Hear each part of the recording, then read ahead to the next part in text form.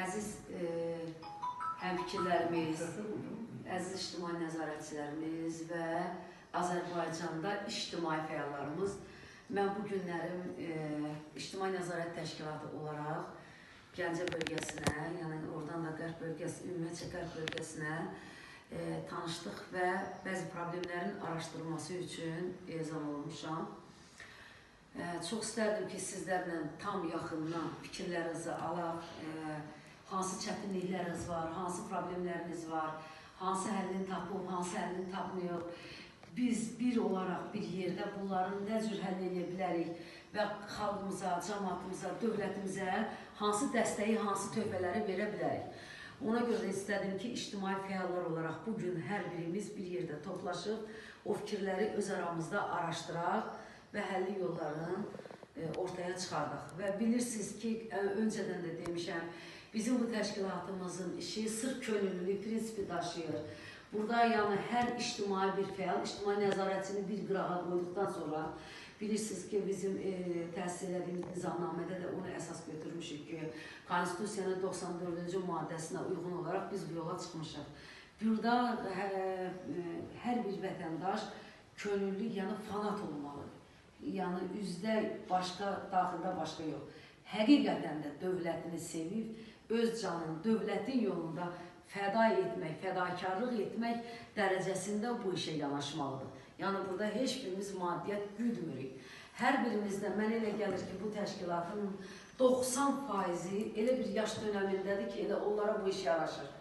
Yəni ki, indiyənə qədər işlənmiş, dövlət qurumlarında müxtəlif vəzifələrdə çalışmış işçi vətəndaşlarımızdır. Yəni bu yaşdan sonra onların əksəriyyəti pensiya vaxtına çatdığı üçün yenə istəyirlər ki, öz estafetlərini davam elətdirib xalqa, dövlətə, millətə öz töhfələrini versinlər. Ona görə də hər birimiz bu yoldayıqsa istəyirik ki, addım atmışıq, axıra qədər bu addımdan gedək və Allah hər birimiz üçün şans eləsin, yolumuzu açıq eləsin. Hər birinizə uğurlar arzulayıram. Kimisə nəsə əlavəsi varsa desin, çəkiliş var. Xanım, əlavəniz varsa buyurun deyin. Mən fikriniz sizə deyim.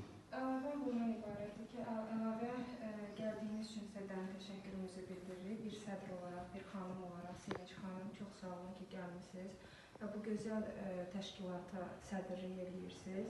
Bu İctimai Nəzarət Təşkilatı ümumiyyətlə belə baxış açısından götürəndə əslində xalqa və vətənə lazımlı bir nəzarətdir, təşkilatdır. Bunun üçün, misal üçün, müəyyən icra hakimiyyəti qurumları və digər qurumlar üzərində də, yəni həqiqətən bu təşkilatın böyük bir, necə deyim də, töhfələri var.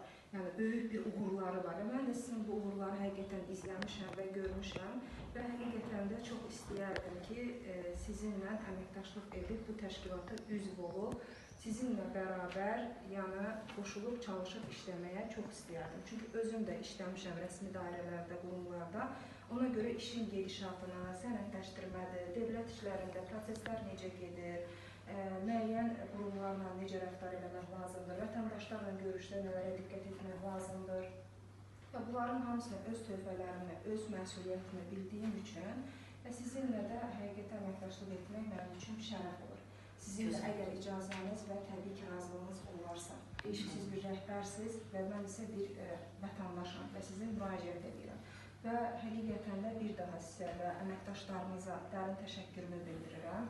Həqiqətən bu gözəl təşkilatı sədrlik edib yaratdığınız üçün sizə minnətdarlığımı bildirirəm. Məndən bu qədər. Çox sağ olun. Mən çox şadam ki, könüllü olaraq prosesləri izləyib belə savadlı gənc kadrlarımız dövlət qurumlarında işləyərək hər şeyi bilən belə bir xanımlarımızın bizə müraciəti var. Biz hamımız bir sıravi bir vətəndaşıq. Hər birimiz dövlətin əskəriyik. Hər zamanda dövlətin xidmətində durmağa borçluyuq. Bax, bir kəlmə bizim amalımız, şuarımız bu. Və salam.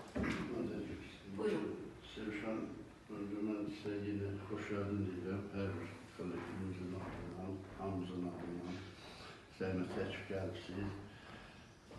Bir də yoldaşlardan bir dənə xahiş edirəm ki, hamımızın ətrafını böyütmək, sağlam adamlardan böyütmək. Yoldan keçəni, tanımadığımız adamı və Sevşan çox düzgün edilər. tanımadığımız adamı biz kollektivimizin içine getirip da Təşkilatın özümüzə problem yaratdı. mən Töfədi mənim bu söhbəti bilib, Haqq Ədalət Partiyasında bir nəfər buradan gətirdi. Hə, onu saxladı.